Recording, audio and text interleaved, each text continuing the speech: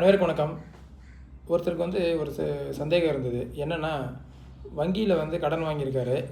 வீடு அடமானம் வச்சு. கடன் வாங்கிட்டு ஒரு 10 மாதமா இஎம்ஐ கட்டலன்னும்போது என்ன ஆகுது, வங்கி அடுத்தடுத்த சட்ட ரீதியான நடவடிக்கைகளை எடுக்கிறாங்க. அது எல்லாருக்கும் தெரியும். வங்கி சட்ட ரீதியான நடவடிக்கை எடுப்பாங்கன்னு. என்னென்னா, நம்ம ஆட்கள் பெரும்பாலும் செய்கிற தவறு என்னென்னா, இப்போ வங்கியிலேருந்து ஒரு நோட்டீஸ் வருது, இல்லை கோர்ட்லேருந்து ஒரு நோட்டீஸ் வருதுன்னா, அதை வாங்காமல் விட்டுட்டா நம்ம தப்பிச்சிக்கலாம் அப்படிங்கிற ஒரு எண்ணம்.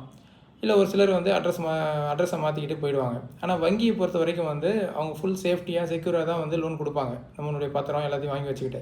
ஸோ 99% வங்கியில் லோன் வாங்கிட்டோம்னா எஸ்கேப் ஆக முடியாது. நம்ம காலம் தாழ்த்த என்ன ஆகுனா, அதில் வட்டி தான் நமக்கு ஏறிக்கிட்டே போகும். நமக்கு இழப்பு தான் அதிகமாகும். அது சட்டத்தில் பார்த்திங்கன்னா ஒரு ப்ராசஸ் மெதுவாக நடக்கிற மாதிரி தான் இருக்கும். பட் ஆனால் அதனுடைய எண்ட் ரிசல்ட் நமக்கு பேராபத்தாக முடியும். அதுதான் நம்ம ஆட்கள் பெரும்பாலும் கவனிக்க தவறிடுறாங்க. எனவே வங்கியில் கடன் வாங்குறவங்க நிச்சயமாக கடைபிடிக்க வேண்டியதுன்னா, முதல் கட்டாயம் அதை செலுத்துறதுக்கான வாய்ப்புகள் 100% இருக்குன்ற பட்சத்தில் தான் வாங்கணும். அப்படி இல்லை அப்படின்னா, நம்ம எதை அடமானம் வைக்கிறோமோ அந்த பொருளை வங்கி எடுத்துக்கிறத தடுக்க முடியாது. அதுக்கு மன ரீதியாக நம்ம தயாராகிக்கணும். அதை விட்டுட்டு நம்ம எஸ்கேப் ஆகிறது, ஊரை விட்டு ஓடுறது, இது எதுவுமே ஒரு நிரந்தர சொல்யூஷனை கொடுக்காது.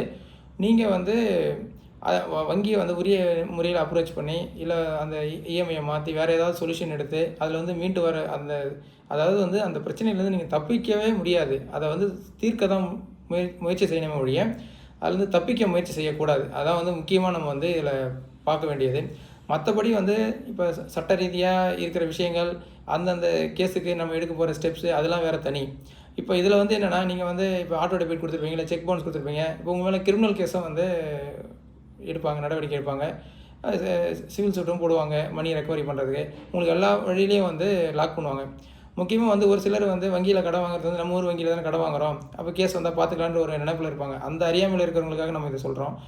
எந்த வங்கியுமே நீங்கள் வழக்கு, அதாவது கடன் வாங்கிட்டீங்கன்னா உங்களுக்கு அந்த வழக்கு வரைக்கும் போகுது அந்த பிரச்சனை, பணம் கட்ட முடியலன்னும் போது உங்களுக்கு அது ஆர்பிட்ரேஷன் சென்டராக இருக்கட்டும், இல்லை ஒரு கிரிமினல் கேஸ் ஃபைல் பண்ணுறதா இருக்கட்டும், இல்லை எதுவாக இருந்தாலும் என்ன பண்ணுவாங்கன்னா, அவங்க வேறு ஒரு ஜூரிஸ்டிக்ஷன் வச்சுருப்பாங்க.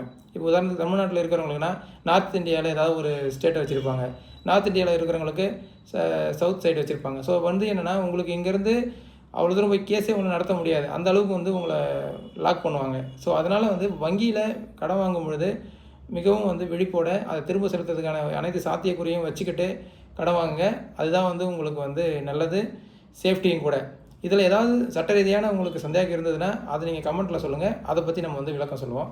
நன்றி, வணக்கம்.